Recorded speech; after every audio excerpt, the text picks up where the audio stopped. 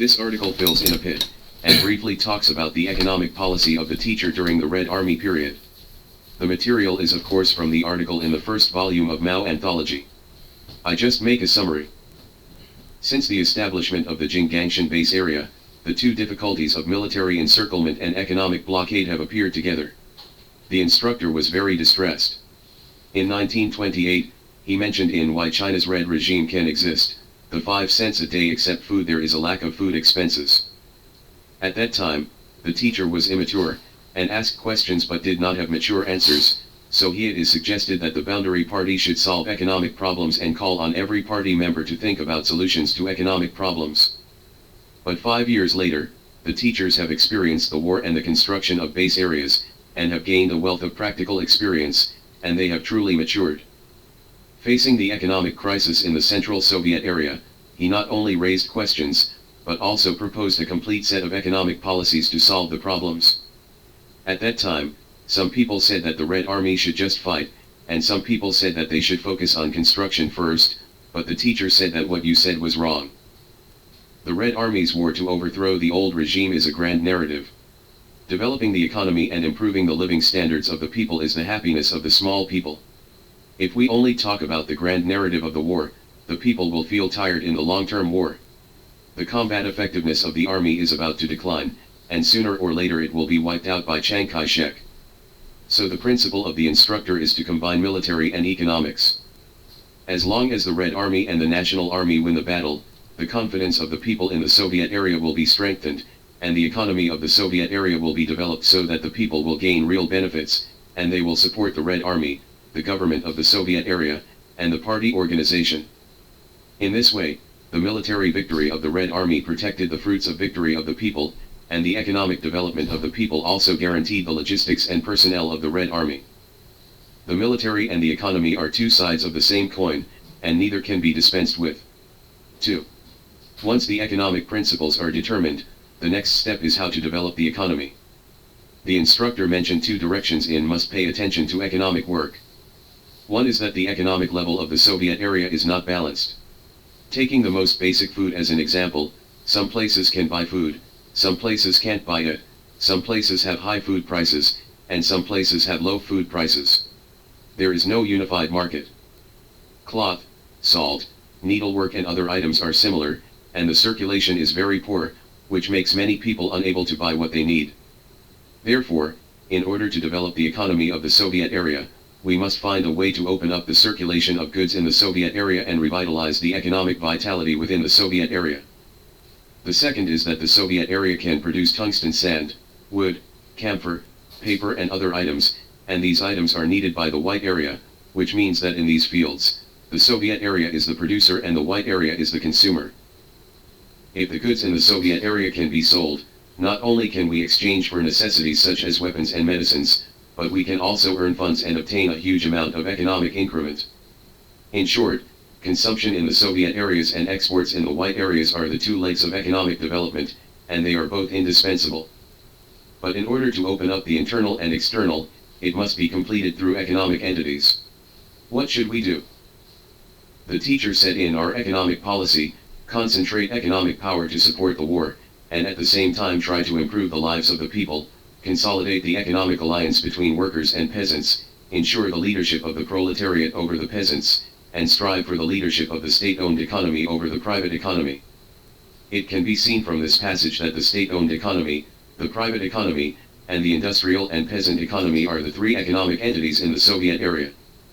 As a result, state-owned economic units such as the Grain Adjustment Bureau, the Foreign Trade Bureau, and the Chinese Soviet National Tungsten Sand Company were established in the Soviet area to be responsible for the most upstream economic industries that involve the national economy and the people's livelihood.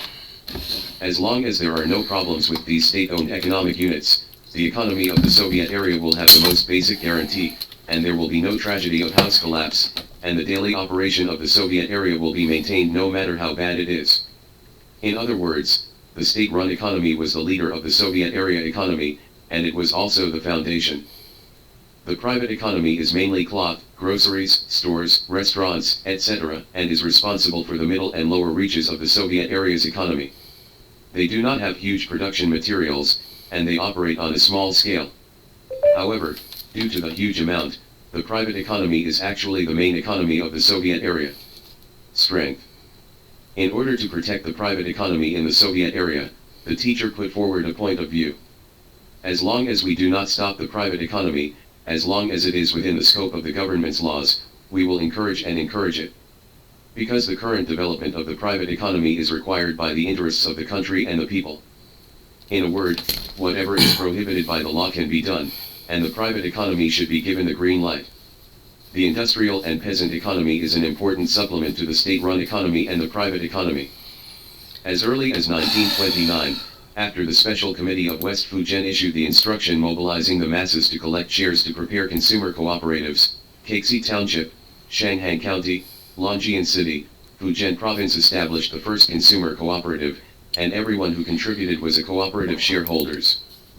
By 1933, there were 1,423 cooperatives in 17 counties in the Soviet area, with a total share capital of more than 300,000 yuan. Crack down on the local tyrants and divide the land, so that farmers can get land, an important means of production, and establish cooperatives, so that most of the people in the Soviet area become shareholders of the industrial and peasant economy. This means that they have their own share in the economy of the Soviet area and have gained actual benefits in the economic development of the Soviet area. It is precisely because the majority of the people in the Soviet area have the ability to consume that they can become the cornerstone of revitalizing the economy of the Soviet area. The government of the Soviet area also issued 3 million yuan in economic development bonds through state-run economic units and cooperatives, of which 1 million yuan was used for military expenses by the Red Army, and the other 2 million yuan was lent to cooperatives, grain adjustment bureaus, and foreign trade bureaus. Reserve funds are used to open up the economic cycle of the Soviet area and trade with the white area. Therefore, the state-run economy, the private economy, and the industrial and peasant economy are the troika of the Soviet economy. 3. We said earlier that teachers combine military and economic development, so developing the economy is not just about making money for the people, but also giving them enough political respect and a sense of belonging spiritually. And when these things fall into specific work, in fact, we start from the small and trivial things to solve the living problems of the people, such as food, clothing, housing, medical treatment, marriage, and so on. In the teacher's words, we should pay attention to all the practical problems of the masses. If the problems in life cannot be solved, then the happiness of earning money will be diluted, and the effect of economic development will be greatly reduced. How can the people willingly support the Red Army? Therefore, the teacher calls on party members and cadres at all levels to. All these issues in the lives of the masses should be put on their own agenda. We must make the broad masses realize that we represent their interests and that we are closely connected with them. In this way, the Soviet area took economic policy as the starting point, forming a trinity layout in which the three economic entities developed the economy through internal and external cycles. The Red Army continued to win victories due to economic development, and the Soviet area government served the people and assisted the military and the economy. A positive rolling closed loop emerges. However, because in the economic system of the Soviet area, the government and state-owned economic units have a great say, and the cooperatives are also managed by the local government. Those party members, cadres, and government leaders lack constraints and have a lot of room for black box operations. In order to prevent them from being corrupt and degenerate, and to protect the interests of the people, the teacher also stipulated two policies. Labor laws must be implemented to improve the lives of workers and the masses. We must persist in the mass reporting campaign to expose certain bad behaviors of government officials, and clean up impurities for governments at all levels, state-owned economic units, and cooperatives. These two policies were equivalent to patching the economic system of the Soviet area, which was perfect in those days. And to achieve this step, the economy and the military will be truly integrated, the interests of the people and the government will be truly unified, and the entire Soviet area will become a monolith. This calls for the army and the people to unite as one, to see who can beat the world. It was against this background that the teacher wrote the famous assertion. What is the real iron wall? It is the masses, the millions of people who sincerely support the revolution. This is the real iron wall, which cannot be broken by any force, absolutely indestructible. The counter-revolution cannot break us, but we want to break the counter-revolution. You have given the people practical benefits, and if you treat the people as human beings, then the people are willing to be your wall and protect you from the hail of bullets.